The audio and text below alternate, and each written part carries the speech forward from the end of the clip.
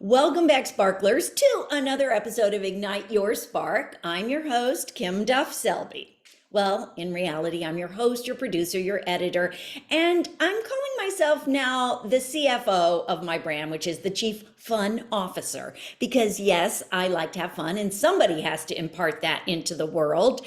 I mean, let's bring more laughter and light in, and I'm one of those people, and so is my guest.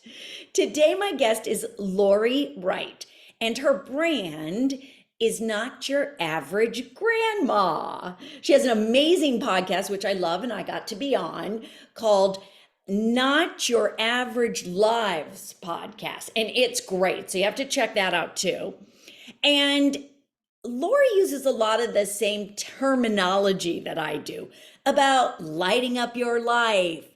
And she does that and helps others, empty nesters, as a certified Master Neuro coach.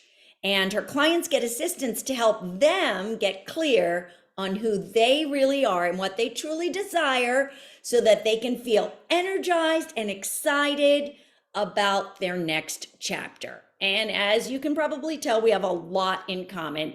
And not to downplay her corporate background, but she did spend a long time in the software tech industry and was at AOL for 13 years. Remember when we did our emails for AOL? But we're going to get into her story in our conversation. And I know this will be inspirational and aspirational, even if you aren't an empty nester, because why wait until you're an empty nester is my thing, to find your soul purpose. So welcome, Laurie.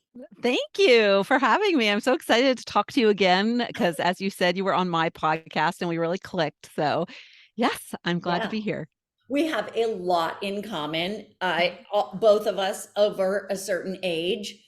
I'm not a grandma yet, but you are. And you are. I think we're about the same age. I think we're like a year apart or something. Yeah. And my children have not taken that step yet. So darn them. I know someday I will be not your average grandma as well. Yeah. Once they start, keep coming. They spit them out. Well, I only have 2 children. You have. I have 2, but one of them had 4 kids. Holy moly, already. That's amazing. I know. Gosh. Wow. I know. All right. So I'm envious of that too. Although I'm very happy with my life. I don't know that I would be as busy as I am if I were also grandma and they lived near me. Who knows? Who knows? But anyway, let's talk about what happened. How did you decide that the corporate life was not for you anymore? Although I don't know who it's for, someone. But what was that transition? Because that's a big deal. And I've forgotten now what your last job at AOL was, but it was a big deal. Yeah, I was vice president there. Yeah. Yeah, I mean, I think a couple of things. I always was a mom first, and so my job was kind of secondary in importance and priority. It was like I need to make extra money because my ex-husband was a police officer, and so I always had to work and for us to have a nicer lifestyle. And honestly, I wasn't kind of the stay-at-home type of mom, even though I love being a mom. So my kids were my everything, and so my job was just like, oh, I went and did it. And it kept me doing something while they were in school. And then we would come together at night. And I was very involved as I got older in their sports activities. They started playing sports in like 2nd, 3rd grade. And so one even played soccer in college. So our lives were very much ensconced in weekends on the soccer field, going to tournaments, and I even was their assistant coach in softball, in soccer, and in basketball. And I honestly I knew the sports a little bit. I didn't know soccer, but so it was just wanting to be around them and wanting to be a part of their life. Yeah. So I found that when they left home, so I had no plan for when they left because I didn't think they'd ever leave. I was like, they'll be here forever and I'll be happy forever. And they one day they came and they left, and they're 18 months apart. So I have 2 girls, and it was like boom, boom. And I hated my job. I mean, it became very clear that my life was all about my kids, and my job was glaring once they left, that and I just wasn't happy anymore, and I wasn't happy in my marriage. So it was kind of like just this converging on me of and I was 47 at the time, so I was a young mom. Yeah. And I was just looking at, I'm going to be 50 and I don't know what makes me happy. Was, I don't know what sparks me. Yeah. Yeah. Yeah. Yeah. And so, I've done a lot of work over the years. It took me a long time to figure it out, but once I figure it out, I wanted to help other people figure it out. And so, one of the things that you said that I think is so important is that, think about it before your kids leave. If you're listening to this and your kids haven't left yet, because there is something for you that's larger and bigger, and purposeful than your kids. And you just haven't found it yet. So some people think, it's their kids. I think if you love being a mom, there's a parallel with what you're meant to do that has something to do with nurturing, with, advising, with guiding other people. And I also believe that, which I think you believe as well, is that, we have these lived experiences, and our lived experiences are for a reason. Yeah. Some have more tragic lived experiences. Some have, other lived experiences that they're all different. We're all unique. So even siblings, grow up in the same household, very, very unique lived experiences, and can offer the world their own unique spin on what can help others in some Yeah. way, shape, or form. Yeah. So And so I'm sure it is quite the process. I also, just to totally relate with what you said, I always worked part-time. I always had my own company, or I didn't work for a corporation because I was also extremely involved in my kid's life. And one was an athlete in college, and that was great. For the 2 years he did that, I was able to go to everything, all the meets, everything. And then he stopped that. And then I was like, whoa, I was still working, doing some other things, but I've never stopped doing things. But it does give you pause. And it is, I think, like you said, so important, though, for people to really figure out if they are unhappy before something hits them, like kids leaving or a divorce, or, some people are happy in their marriage and then it just goes away and they're like, what? But I feel like at any age, any stage, any time, we should really analyze and look at ourselves and see, are we truly happy? Do we really feel that we are fulfilling our soul purpose? And I also love what you said about, if you are a mother and you love that nurturing, that there's the key right there. And when you are working with clients, mostly women or all women?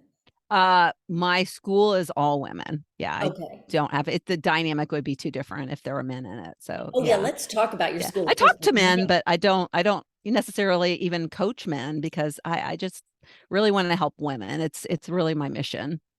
yeah, that's perfect. That's your mission. Hmm. Now, Yeah.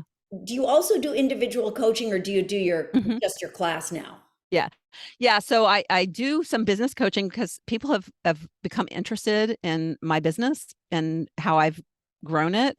And so people will reach out to me who like what I do and want to do some similar things, and they might be struggling for some reason, not making the revenue they want. So I do that, but I offer a very specialty business coaching package. And then you can join my school outside of regular enrollment, and I take you through that in a one-on-one environment versus doing it in a group, Oh, because normally let's I do it in talk a group. about your school, because I think people are probably really fascinated as to how they can access that knowledge within on what is my soul desire. And I love the name of your school. Go Mm, for it. yeah. Yeah. It's called the Second Half S.P.A.R.K School.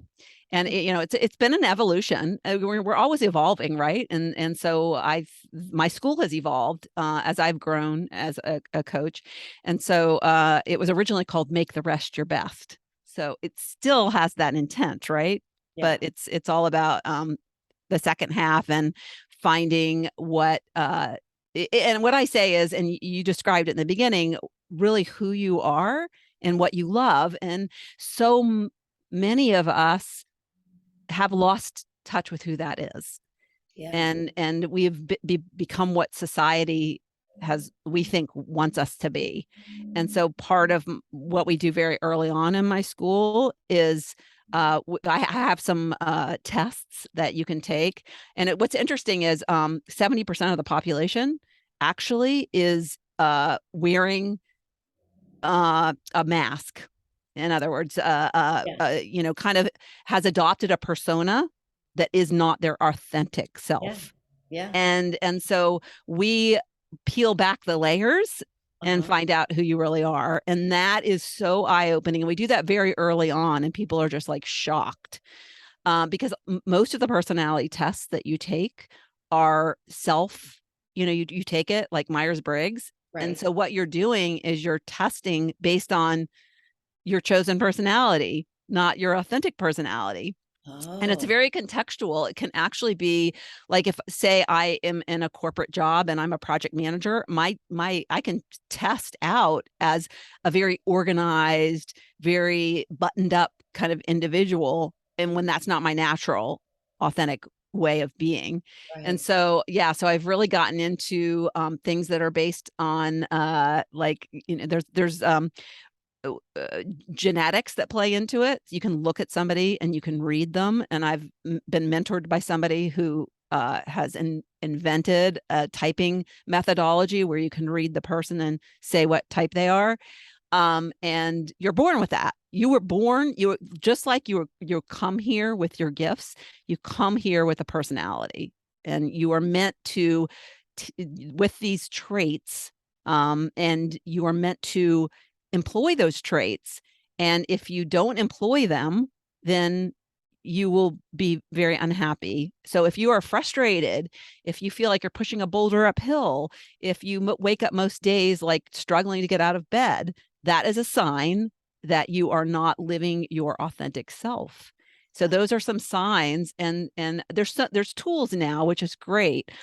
Human design is a tool. right. I'm sure you're familiar with that. Astrology is another tool that you can use.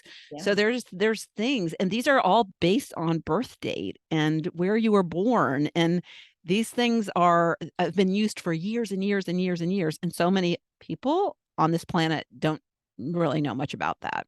Well, they all think it's woo woo and they don't really understand the connection between the universe, the stars, the alignment of when we were born. People don't understand that that really is and does make an impact on your life and personality. And as you were speaking, how is it similar at all to the Enneagram? Because I feel like that kind of gets your root person, doesn't Yeah, it? yeah. I know of Enneagrams, but I'm not schooled in it, so I don't really teach it. Yeah. But I do a lot about uncovering uh our thoughts. So we start, and that's a very early on in the process as well. So people do not realize how negative they are Oh, yeah. about themselves, how critical they are about themselves, how often they are saying very negative things to themselves, and how much fear drives us as human beings. Yeah. And so that is a big eye-opening part of understanding, what's underneath this, because the things that we say to ourselves are rooted in beliefs that are not true. Right. There are perception of the world, and we've created it based on our experiences, and a lot of it's misinterpretation. And what's interesting is you can go ask somebody who knows you pretty well, and they will, like, if they knew what went on in your head, they would say you're crazy, you don't have a clue of who you really are and what you really are capable of. It's we don't have this, we don't walk around with these big egos. We walk around with these egos that are just like hiding us and trying to protect us. And so yeah, so it's a uncovering of what are those thoughts going on inside of our head, and why are they so negative, and what is causing, what is the root. We go back, and you don't have to like go, some people have trauma that hard to talk about. Right. And so they don't have to share, but some people ultimately do share, but they realize they come to these realizations on their own, without even revealing it. It's like they find these discoveries and they never connected the dots. And Mm, when they connect the dots with these things that happened to them way long ago, and it could have been as innocent as some stupid comment that some kid said back in second grade. And right. then they've carried this inside of them as this belief about them for 50, 60 years now. I have people that are in their late 70s that go through my school. Oh, Yeah. I Yeah. mean, One that of is what, I'm Mhm. sorry to interrupt, but that is what your purpose is. It's as if you're giving them a hypnotherapy session. Because I just did that. I interviewed someone, and because we all have it, as much self-esteem as you and I have, there's still little things going on in our brain of you're not good enough, you're not this, you're too old, you're too that. I mean, I'm not speaking for you, but for me.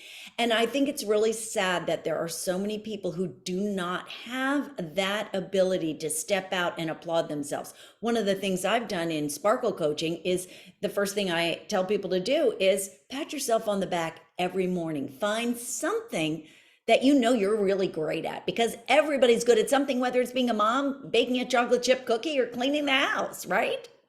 Yeah. Yeah.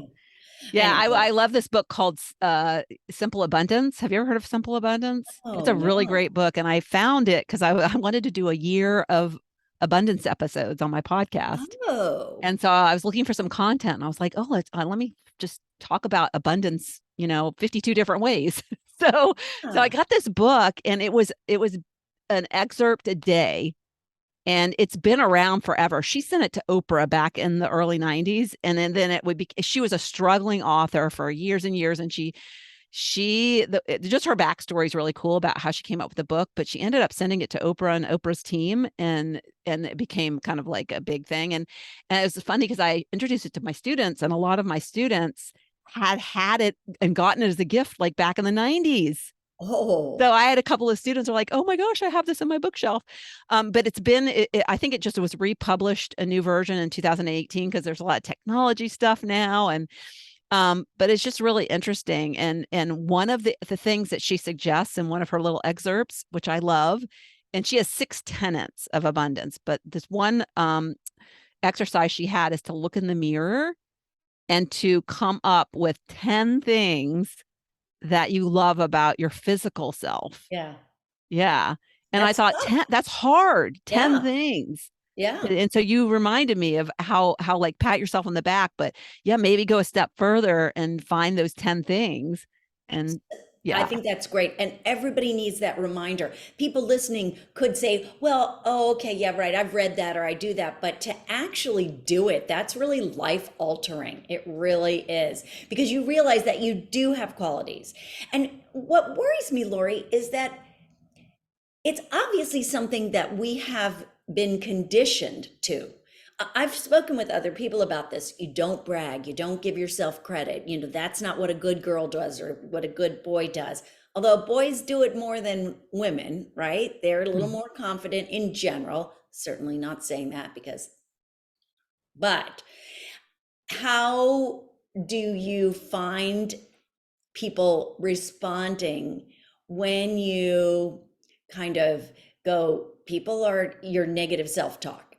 How does everybody go, oh yeah, you're right? They do probably, right? Well, I think a lot of people don't realize how negative they are. That's what they say after they come into my Mm, school. They're like, I had no idea how negative I was. It's all automated. So we go throughout our day and we're reacting yeah. and we're not aware. And so once you become aware, and anybody can become aware, you can just start becoming aware tomorrow. And it's just really starting to think about your thoughts instead of just think them and react. And things trigger people, but we never think of we react and we get angry about something, but we don't think, why did I get angry? What caused me to get triggered about that? I got triggered. This was a really good lesson for me, is because I had a husband who was a police officer, and he was a great police officer, just like in in law enforcement for the right reasons, because he wanted to protect and serve, and he was such a great guy, and he'd pull you over, and if you had a really good reason why you did it, he'd let you go. And so this, when the whole thing happened with, the race riots, Uh-huh. and there were things that were happening to police officers, it really upset me and it triggered me a lot. Mm. And so, but then it was really good for me to step back and to understand, oh, this, of course I'm being triggered by this. I Yeah. was married to a police officer. If I was still married to a police officer, I would be friggin' scared, And so it was like I was able to step back and look at it objectively instead of getting caught up in the motion of it, which is so much healthier. Yeah. It's then you don't get caught up in all the you step back. Just my experience is different than other people's experiences. They and I understand, because they think differently, because they don't have the same experience. If you haven't been married to somebody who comes home late and you think they could be dead because somebody ambushed them, which happened to me a couple of times in that marriage. Yeah, we were married 25 years. So I was a police officer's wife for a long time. I can't Um, even imagine the stress of that. yeah. Really. So it's really an awareness that we just, if we can adopt an awareness about what our thoughts are as a first step, and that's when people start to receive it and understand. And the people who don't agree, they're just not ready. Yeah. Yeah. And that's if somebody gets mad at me, I said something a couple days on social media, and it was about we're here to serve others, something to that effect. I strongly believe that. And she WTH, like, what the hell was her comment? And so I was like curious. I said, question mark. And she said, we are here to serve God, not others. I was like, Yeah. okay. So, and people like that, they just want to attack people Yeah. because they're just, for whatever reason, their beliefs are the beliefs, which everybody has their own beliefs and they're all different. Yeah. And so you just have to kind of if you're going to stand for something, you just have to not back down from it and understand that other people are going to disagree with you. And that's Right. going to be okay. Do you think, like, when you get a response like that or hear something, do you think, I wonder what her trigger is? I mean, like, what her background is, something about religion, or, you have to serve God, kneel on the ground and, serve Yeah. whatever, who knows? But, Yeah. Yeah, uh, I think I just go to being empathetic, because she's clearly ensconced in, kind of look one way thinking, yeah. and to me that's just sad, because you cut yourself off from really learning about other people when you just are so your beliefs are the beliefs, and then you want to be a right fighter about your beliefs, and your beliefs can be your beliefs, fine, but don't disregard other people's Right. beliefs, And because you're kind of invalidating another human by doing that. that's exactly right. And I think that's something that we all need to learn before we lash out or before we comment or before we do anything, is that this person has a life, and so their opinion's different than yours. So what? Now what? Right? Yeah. Yeah. And oftentimes when you're triggered by something like that, it's something that you need to heal inside yourself. Oh, yeah. And I was the biggest judger. And so, yeah, I was learning about, when you're judging, what it really means. That was big eye opening to me. So I Oh, really, Judgy yeah. McJudgerson here. I get it. Mm, It's a reflection of ourself. We're judging someone because we see something in, that's what I think, something in them that we don't like about ourselves. yeah. Or something we want, and we see when we're jealous, or, Oh gosh. and I just heard something recently, which I loved, is be excited about being jealous of somebody else, because it is really a way that you are learning what you want.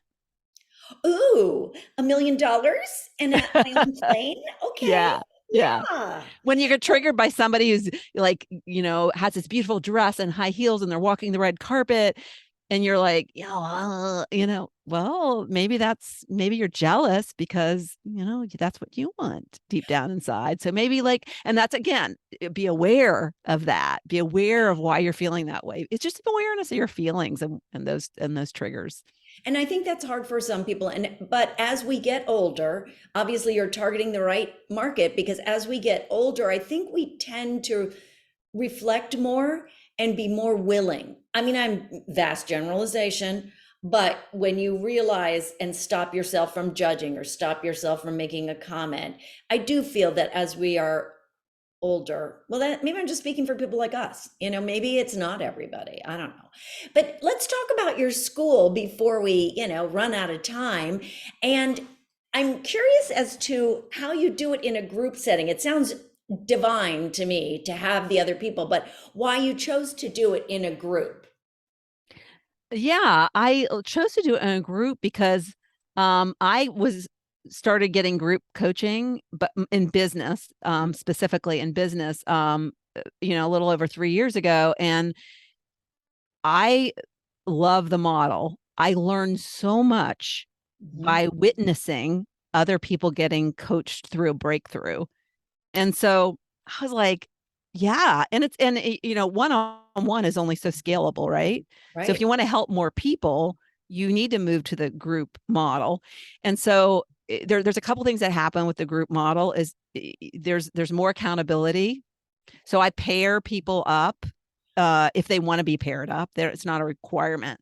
And so they become accountable to somebody else besides just me, right? Yeah. And they check on each other because there's a lot of work to be done. And so, when somebody feels like they're getting behind, then they have somebody to kind of like, make them feel like, oh, you're not behind, you're just where you need to be, because that's one of my favorite sayings. And so yeah, the accountability is key, but being a part. So some people are shy, and Right. so they don't want to necessarily share. At least initially, they get close with the group though, and they do ultimately share invariably. Um, but some people just want to sit back and watch, and then they watch other people who are more willing to have these tremendous breakthroughs, and Yeah. then they want some of that. Yeah. So it's like you go first. You try the water first, and then I'll jump in if it's warm enough, right? Right. So the witnessing and the learn. I have so many people that, like, if they can't join the call, they watch the replays because they get so much out of just watching and witnessing other people get the coaching. So it's very valuable. I like it. I think, the one-on-one's fine. You can make a lot of progress on one-on-one, but um the and the other thing too is, when you're in a group environment, you think you're the only one with these thoughts, you think you're the only one that has these problems and these voices in your head. And it's so many people that are of the same age have very similar experiences and thoughts. And so, and there's a lot of people who have issues with, adult children and relationships that are strained, uh, in-laws of, daughter-in-law, son-in-law. And so they see other people, and, what can be solved in one can easily be solved in another, right? So there's so many applicable situations that are common. Yeah, it sounds fabulous to me. It's also nice to normalize your feelings, to have, oh, I thought I was the only one who blankety blank, but I'm not. And I see that in others.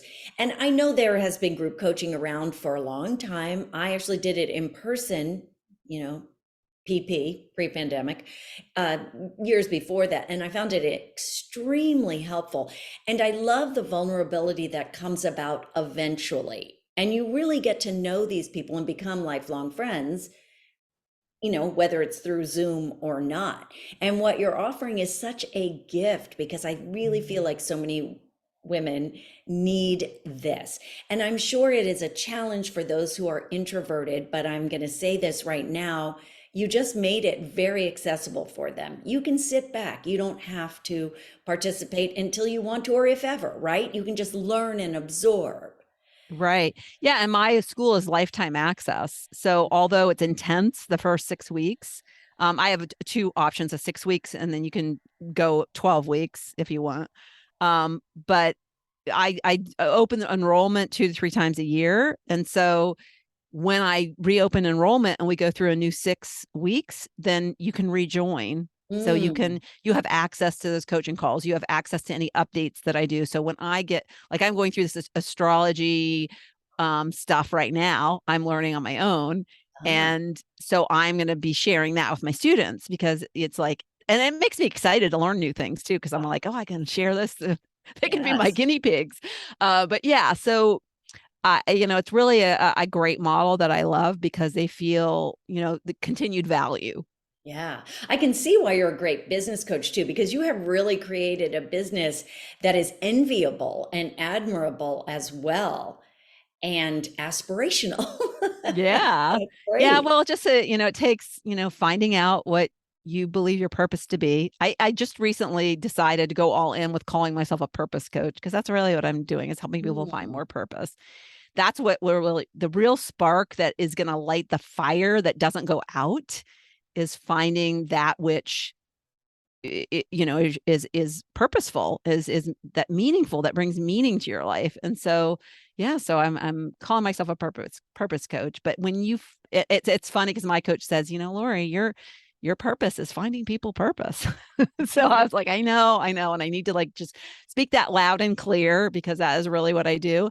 I think one of the things that steered me away from actually saying that is because not everyone finds it in 6 weeks, where it's 6 weeks. But what happens is the people who do the work, yeah, who do the intense work, do find it. And so it's like, well, I have lots of evidence of people finding it, and I have evidence of people, like, not doing the work, and then of course they get the results for that, right? right. So it's not, I can't do the work for them. So it's like, I need to step into, yes, you can find your purpose in 6 weeks. It's just, you have to do the work. And Right, so and yeah. I think that's totally fine. You just put Mhm. that out there, and people Yeah. have to know Yeah. that. And Yeah. generally, they're going to be held accountable because they're paying for something. Yes. But I'm sure life gets in the way many times. But as you said, it's lifetime access, so that's amazing. Yes. Yes. So it's great. And I've also found that, because I at one point had a membership. I tried a membership version, Yeah, yeah, which was a low cost. And when people don't put more money in the game, they don't show up. right. And No, so, yeah, it's part of kind of the kind of the back and forth, right? You pay a little bit more, but the return on investment is really great, and then you show up for it. right. It's So the circle yeah. of the business life, Yeah, yeah. basically. But yeah, so it's uh you know I've only uh kind of solved the purpose puzzle for me, uh because I've just, it lights me up so much, and I don't want to stop. When you find it, it doesn't really, it's so important, and the why underneath it all is so, it's just, I'm so mission driven, that there's just no giving up. Oh, and you can't help yourself when it's something you love and you're passionate about it. You just like, I can't help myself from doing podcasts. Yeah. It's like something, it's not like a business model per se, where I'm Yeah.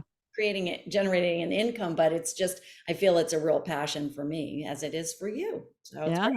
Yeah. And Yeah. I love how you're just lighting up the empty nesters, let's Yeah. just say. And Yeah. And I hopefully, I get the messages from people who, joined, like, I recently had somebody who reached out to me, and I actually covered her. I had her come on my podcast. It was such an amazing story, because we never know what our journey, where it's going to lead us. And she had long COVID. And when she signed up, she was a nurse, and she got long COVID, and she signed up because she was out of work and she had time to do a course, but she wasn't, completely healthy. So she did what she could. A year and a half later, she said the things that she put down as desires, that she said she thought it was like, a goose egg or something. Go, she's like didn't believe that anything was possible. So she was like, okay, well, she tells me to do it. I'll do this crazy list. And she wrote down this list and she said, everything is has come true or is about to come true, and included a dream job. But it required her getting cancer. And yes, getting She got cancer. cancer from long COVID? Or No, she got thyroid cancer, but she wouldn't have discovered it if she hadn't had long COVID, oh because my they were gosh. doing all these tests on her. And Wow. so she got um, cancer. She got fired from her job and then ended up getting her dream job. And now she's fine and healthy and happy and stuff. So it's like this, like you want all these things and you never know how you're going to get there. That's why, you forget the how for now. And if you really knew, you might not want to go there. But yeah, but like so beaming with like happiness and excitement, like 18 months later, and it's crazy. And she said she keeps going back into the program and using the tools and that she learned. And she was really negative. And you wonder how much of that negativity contributes to the life that you have that is miserable, that you're not happy with. And Right. yeah. And so it's, stories like that just keep me motivated. Yes, and if people listening, I mean, I still want you to listen to my podcast, but as you can tell, Laurie gets amazing guests and is really great at interviewing them and bringing out their stories. And hopefully, you've enjoyed our time together. I really appreciate your sharing your story and your spark. And I, of course, love the name of your class. It's so fun. I know. I saw your podcast. I was like, oh my gosh, I have to have her on. We have so much in common. Yeah, because my free training that I do is Ignite Your Second Half Soul. And Oh, so Ignite Your Spring Second Half Spark School. And yeah, it's so much, so parallel. Yeah. so fun. I feel like-minded people are meant to be brought together and we Yes. will find each other. So Yes. great. Yes. Now And we're remember that too, because I think that's another good message is we tend to like, especially in business, people are like, oh, she's doing what I'm doing. And they end up feeling like fear instead of like, oh my gosh, how can we collaborate? How can we make it, help each other?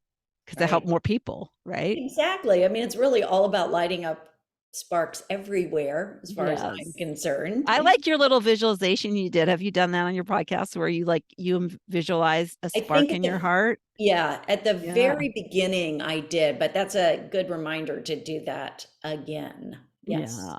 And I do it myself. Yeah. I love that. And before we end, I forgot to ask you this because we were just chatting away at the beginning. How do you ignite your spark? It's ignited. I don't, it's just like doing what I love, having found what I believe to be my purpose, finding myself, really understanding myself, really understanding like I was born to be a certain person, and understanding the times in my life when I wasn't so sparked and why, and just like putting all that puzzle together, Yeah. what has been the best thing. And I sometimes think, what if I'd never found that? What if I had like, just kind of been lost my whole life? And I've always been somebody who loves personal development. I'm just glad I just stuck with it, and I kept being open and kept listening and kept following, even though I think I suppressed my heart for a lot of my life. I have a story about that, but um I was very logical. I did a lot of things very logically, Yeah. including, marrying my first husband. So um it was all the on paper, yes, this is the thing to do. And once I started following my heart, which happened after, close to 50, and really tuning into that. So it's follow your heart to find the spark. You got to always tune into your heart and what your heart wants. Yeah. That's the key. Oh, I love it. I love it. Thank you so much for sharing your spark You're with all of welcome. us Yes. here Yeah. today. Oh, and we didn't talk about, did you answer where we can find you? Yeah, notyouraveragegrandma.com is my website, and notyouraveragegrandma.com on Facebook, and not underscore your underscore average underscore grandma on Instagram. Yeah, I'll And I'm put on it. TikTok. I just started getting on TikTok, but I'm still trying to figure it out. Oh, me too. I started and it's like, wait, one more thing to add to the I mix. But know. I think as we grandmas, okay, wannabe grandmas, I think we have a lot to share in it and we should be doing that. It's like another thing we have to do, but Yeah. we'll Yeah. get there. My 11-year-old granddaughter just started a YouTube channel. So I have a YouTube channel too, but not your average grandma, but we did some videos while she was here visiting recently, and I asked her if she wanted to put some of them on her YouTube channel. And she said no. No, grandma, no. No, I don't cut it. So That's funny. Well, people, thanks for tuning in. And I know your spark was ignited. Check out Laurie and her podcast and everything, and I'll put it in the show notes. But Laurie, it was a delight, a pleasure. And what I have to say to everybody out there is shine on, find that spark, find your purpose because we need your light. That's all.